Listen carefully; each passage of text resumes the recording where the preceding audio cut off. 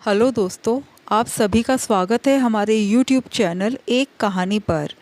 आज हम आपके लिए लेकर आए हैं एक नई कहानी, पर उससे पहले दोस्तों प्लीज़ हमारे चैनल को सब्सक्राइब कीजिए।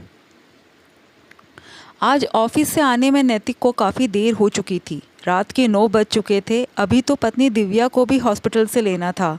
आखिर मम्मी जी हॉस्पिटल में एडमिट है। उसके भाई भाभी अभी शाम को ही पहुँचे हैं, इसलिए दिव्या सुबह से ही उनके पास है। फटाफट नैतिक ने हॉस्पिटल पहुंचकर दिव्या को वहां से लिया और घर के लिए रवाना हो गया।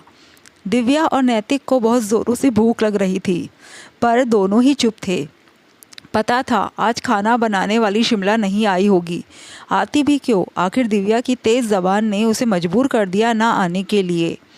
बस इतनी सी बात पर कि उसके हाथों से रसोई में पानी फैल गया था। कितना भला बुरा कहा था दिव्या ने उसे। माना कि शिमला घर में काम करती है, पर इस कदर किसी को सुनाने का हक तो नहीं था।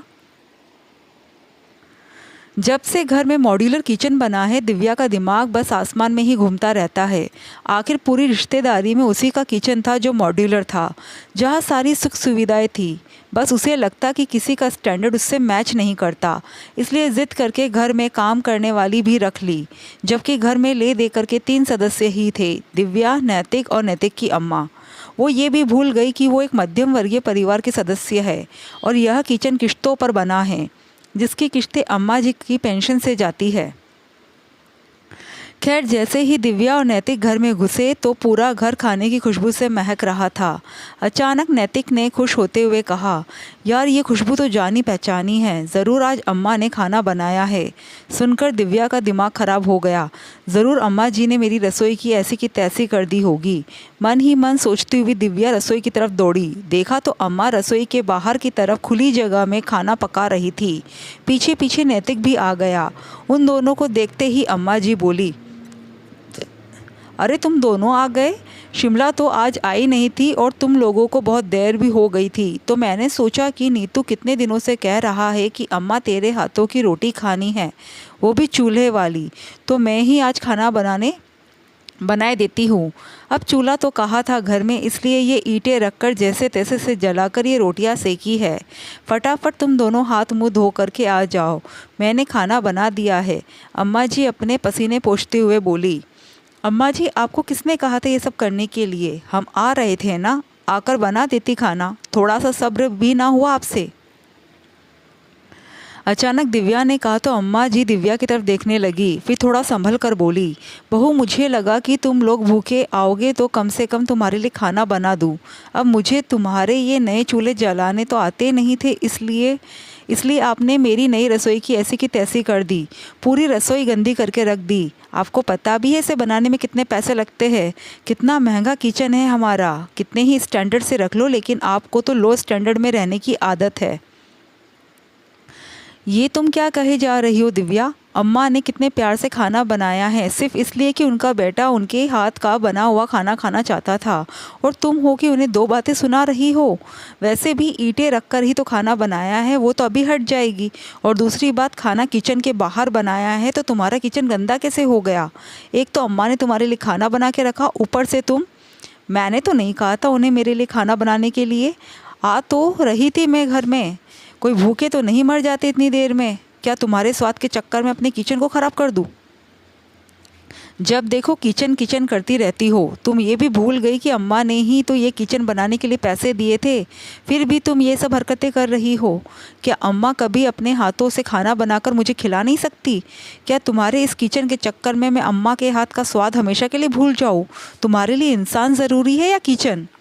मेरे लिए तो मेरा किचन ही ज़रूरी है, बस। गुस्से में दिव्या पैर पटकती हुई अपने कमरे में जाकर बैठ गई। यह देखकर अम्मा जी की आंखों में आंसू आ गए, पर वे कुछ बोली नहीं और चुपचाप अपने कमरे में चली गई। वही नैतिक को बिल्कुल समझ नहीं आ रहा था कि आखिर दिव्या ऐसी पागलपन वाली बातें कैसे कर सकती है। वो भी चुपचाप कमरे में जाकर बिना चेंज किए ही लेट गया। उस रात किसी ने खाना नहीं खाया। दूसरे दिन दिव्या की लेट नींद खुली। उठकर जब वो कमरे के बाहर आई तो देखा नैतिक ऑफिस जाने के लिए तैयार था और अम्मा जी और नैतिक चाय के साथ ब्रेड खा रहे थे। जैसे ही नैतिक की निगाह दिव्या से टकराई, नैतिक ने कहा, फिक्र मत करो, तुम्हारे किचन में हमने कुछ नहीं किया है। चाय भी मैं बाहर से खरीद कर लाया हूँ। और चुपचाप अपनी चाय पीने लगा। चाय पीते पीते ही अम्मा से बोला, अम्मा आप भी जल्दी से तैयार हो जाओ ताकि आपको मौसी के घर छोड़ दूँ। कम से कम ये तो तसल्ली रहेगी कि मेहमान नवाजी की खातिर ही सही वो आपको किचन का खाना तो खिला ही देगी। उनके पास मॉड्यूलर किचन ना सही, संस्कार तो है। शाम को ऑफिस से आते समय मैं आपको वहाँ से ले लूँगा। अब दिव्या से कुछ कहते ना बना, इसलिए चिढ़ते हुए अपने कमरे में आकर वापस बैठ गई। थोड़ी देर बाद दरवाज़ा बंद होने की आवाज़ आई। तब बाहर आकर देखा तो नैतिक और अम्मा जी रवाना हो चुके थे। कुछ भी बोलकर नहीं गए। यही सोच सोचकर दिव्या का सिर फटे जा रहा था। वापस अपने कमरे में आकर लेट गई। थोड़ी देर बाद दरवाजे की घंटी बजी। उठकर दरवाज़ा खोला तो देखा सामने भैया भाभी खड़े थे। वो हैरान होती हुई बोली, अरे भैया भाभी, आप लोग यहाँ पर? फिर मम्मी के पास कौन है? पापा है ना उनके पास। आप पापा को मम्मी के पास अकेले ही छोड़ आए? किसी चीज़ की ज़रूरत पड़ी तो? हाँ तो हॉस्पिटल वाले संभाल लेंगे, तुम फिक्र मत करो। दरअसल तुमने अपना नया मॉड्यूलर किचन बनवाया है ना, तो मैं उसी को देखना चाहती थी।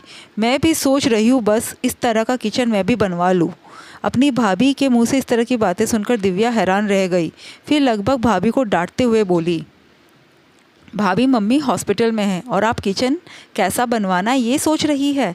आपको मम्मी की बिल्कुल भी परवाह नहीं है। सही कहा है किसी ने, बहू कभी बेटी नहीं बन सकती। आप में तो बिल्कुल भी संस्कार नहीं है। अरे संस्कारों को तो छोड़ो, नैतिकता के कारण ही अपनी सास का थोड़ा सा ध्यान रख लेती। अपने बूढ़े ससुर को हॉस्पिटल में अकेले छोड़कर आ गई। भाभी को कहना कितना आसान होता है ना, पर यह बात तुम पर भी लागू होती है क्योंकि तुम भी किसी की बहू हो। अचानक से नैतिक ने घर में आते हुए कहा तो दिव्या का ध्यान दरवाजे की तरफ गया। तुम्हारे कारण कल मेरी अम्मा की आंखों में भी आंसू आए थे। कल मेरी अम्मा भी भूखी सोई थी, तभी संस्कार कहाँ गए थे? अरे संस्कार तो छोड़ो, थोड़ी नैतिकता तुम भी दिखा देती कि अम्मा बुजुर्ग औरत है। अब दिव्या से कुछ कहते ना बना। यह देखकर उसके भाई ने कहा, दिव्या तुझसे ये उम्मीद नहीं थी। ये ईंट गारे से बने सामान को तू इंसान से तोल रही है। मैं भी जब यहाँ आता हूँ तो मम्मी के हाथ का बना हुआ खाना खाता हूँ। इसमें गलत क्या है? तुम्हारा मॉड्यूलर किचन माँ बेटे के प्यार पर भारी पड़ गया और तुमने इतना कुछ सुना दिया उन्हें। यह तो अच्छा हुआ कि नैतिक अम्मा जी को मौसी के पास पहुँचाने से पहले हॉस्पिटल मम्मी से मिलवाने लेकर आ गए और हमें यह बात पता चल गई। अगर यह बात मम्मी को पता चलती तो उन्हें कितना दुख होता। भाई की बात सुनकर दिव्या आज अपनी ही बातों से शर्मिंदा थी और उसने हाथ जोड़कर नैतिक से माफ़ी मांग भी ली। दोस्तों आपको कहानी कैसी लगी प्लीज़ कमेंट करके ज़रूर बताइएगा। Thank you.